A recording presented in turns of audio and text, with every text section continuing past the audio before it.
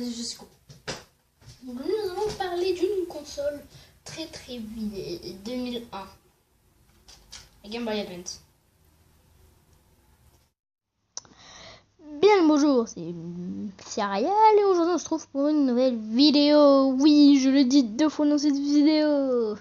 Je l'ai dit 3 fois vidéo. Je suis content. Et c'est pas la première fois que je fais les vidéos. Les seuls trucs qui sont apparus dans l'ancienne version de la vidéo étaient les cinématiques que je faisais en réel. Ouais. Alors nous allons parler de la Game Boy comme je l'ai dit précédemment et va être très chiant parce que j'ai déjà fait tout, mais vraiment tout. Donc j'ai dû utiliser un nouveau enregistreur vocal. Oups. Okay. Bon alors nous allons parler de la Game Boy Advance ou GBA qui est une console de jeux vidéo portable créée par Nintendo. Ceux qui pensent qu'elle a été créée par Sony, Sega ou Xbox, allez, ça veut dire que vous habitez dans un trou à rats. Et elle a été créée en 2001.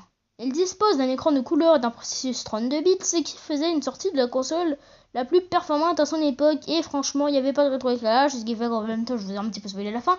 Et ce qui fait que ce n'était pas la console la plus performante, parce que déjà que les autres consoles, oui, je sais pas comme ce que c'est, mais je m'en fous. Si quelqu'un a compris ce que j'ai dit, marquez-le moi dans les commentaires.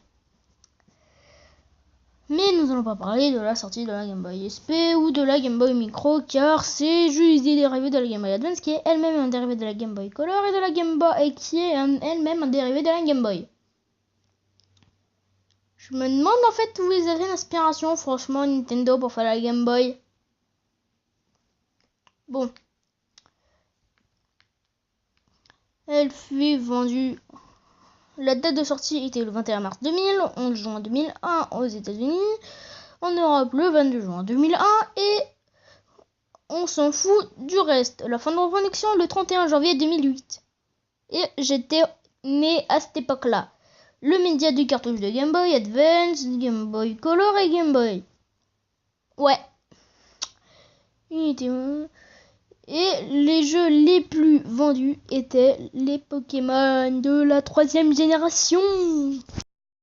Maintenant parlons de son histoire, car ça intéresse quasi tout le monde. Ou pas. Bon, je vous ai déjà dit qu'elle descend de la Game Boy Color, qui descend même de la Game Boy, et d'où l'inspiration dans la Game Boy, et c'est ce genre de truc que je vous ai demandé. J'ai plus de... Faut que j'arrête de faire des blagues nulles, moi, en fait. Devant ma tablette en train de chauffonner, et je n'ai pas de micro, ce qui fait que la qualité du son est pourrie, peut-être, ou pas. J'adore Microsoft. Alors, Nintendo voulait que la console ait une apparence originale qui frappe le regard et n'était pas satisfait par les prototypes proposés par les designers traditionnels parce que ça ressemblait trop à la Neo Geo Pocket ou à la Lynx.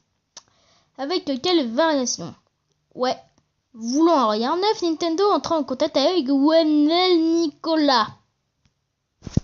Parce que là, c'est un Français qui a choisi le design.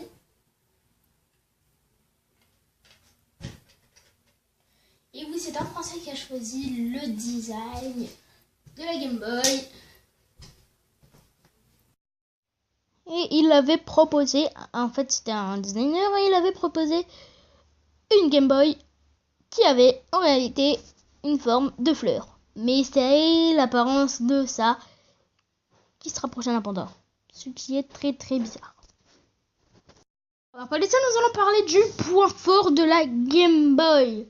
Et le point fort de la Game Boy, c'est que l'on peut jouer à des jeux avec une seule cartouche en reliant une Game Boy Advance avec une autre.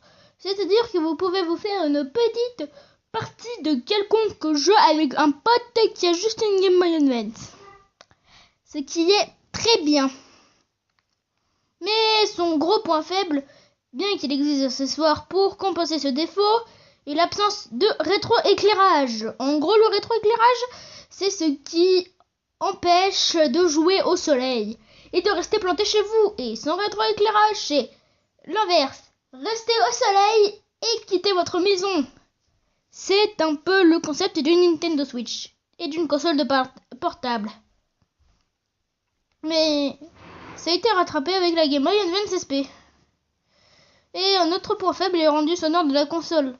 Elle ne dispose pas de circuit intégré dédié au son, obligeant au jeu à y dédier une partie de la puissance du processeur central.